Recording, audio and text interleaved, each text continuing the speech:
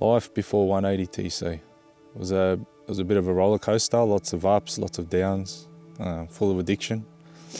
My mum was an addict, so I grew up with that, and my dad left at a young age, so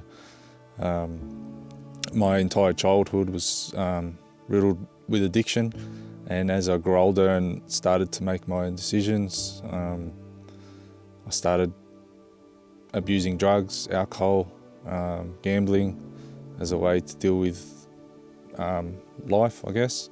And I carried that basically through my entire life. There wasn't much hope for my future.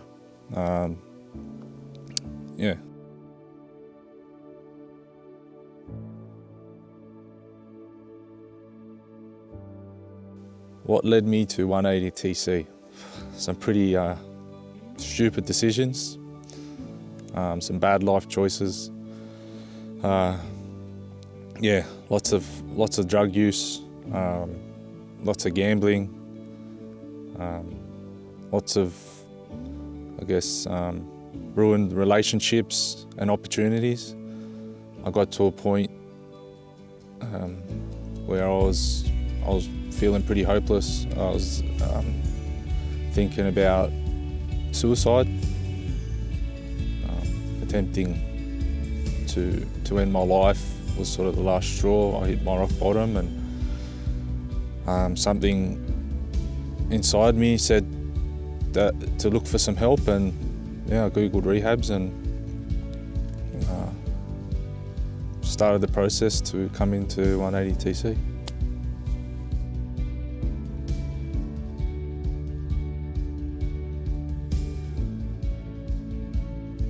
My first impressions of 180TC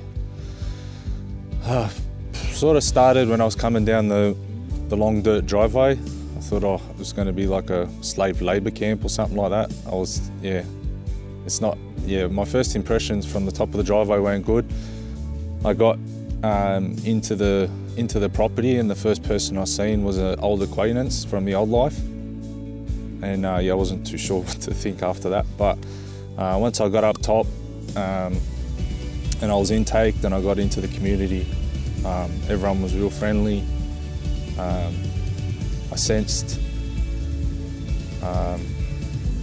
everyone was real welcoming, that they actually wanted me here, and that I didn't really have nothing to worry about. It was going to be all right.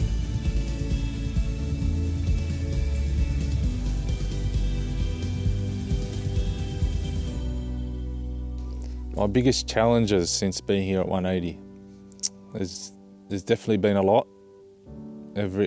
Almost every day you're challenged with something new, but I'd say number one on the list would be based around my emotions. Before coming to 180, I barely even knew how to feel emotions, let alone be able to deal with emotions, and I just covered all that up with using. So. That was my biggest goal coming in here, was I wanted to feel. And it wasn't really until I gave my life to Jesus Christ that I started to feel again. And over the last 12 months, I've learned how to, work with my emotions and deal with my emotions. And most of all, accept that I'm in control of my emotions, that nobody else can control it. No, it's nobody else's fault. And just accept that, it's my responsibility how I deal with this stuff and how my attitude is towards things in life. So it's been my biggest challenge.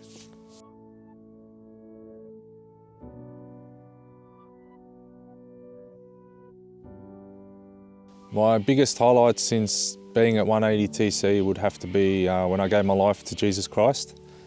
Changed me. It changed everything.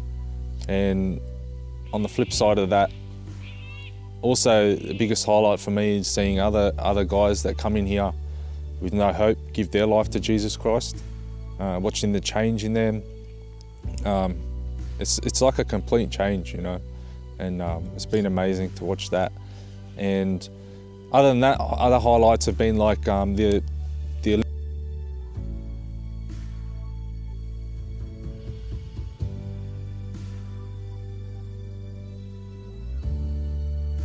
going to Hillsong at Christmas time, Easter, stuff like that, to be able to serve Hillsong Conference, helping people move house, all that kind of stuff has been amazing, and they've been highlights for me. It's so much fun, you know, it breaks everything up, and then all the serving, all the opportunities, like plans for after 180TC. Yeah, I've seen people do this video heaps of times, and I always thought, I wonder if I'll get there one day, and now I'm here. I plan just to keep it really simple. I'm going to be entering the graduate program, so that's going to be my main focus, the core of my next year. I'm going to plant myself in a church, serve, join some connect groups, 1 or 2, maybe a mixed one. Yeah, serve, give back. I'm going to be training for the 180TC Ride for Hope. So I've started training for that, so that'll be another focus that I have. And personally for me, one of my biggest things that I want to do is restore a relationship with my children on a consistent basis.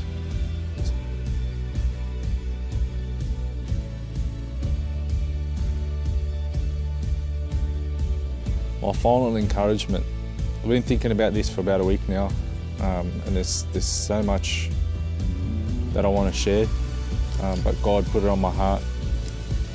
You know, I always blamed my circumstance on God. I always thought, why am I the way that I am? Why am I where I am? You know, but after I gave my life to Christ, I realised that the only reason that I'm alive today, and the only reason that I'm here sharing this video and doing this kind of stuff, is because of God. He's the reason that I was able to get through all the stuff that the enemy tried to throw at me.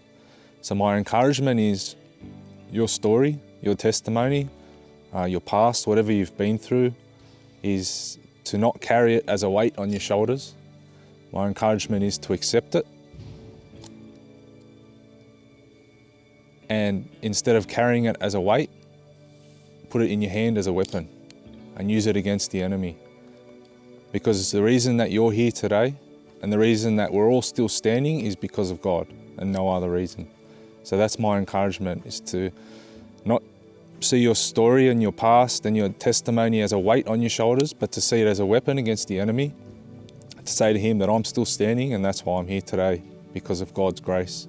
And not only is it a weapon to help you fight the enemy for yourself, but it's an opportunity to be able to help others that aren't there yet, to be able to share your testimony with them, so that they can relate and they can, you can bring some hope into their life. Because, you know, there's people out there that come in here like us that don't have hope, and that's what it's all about. So that's my encouragement.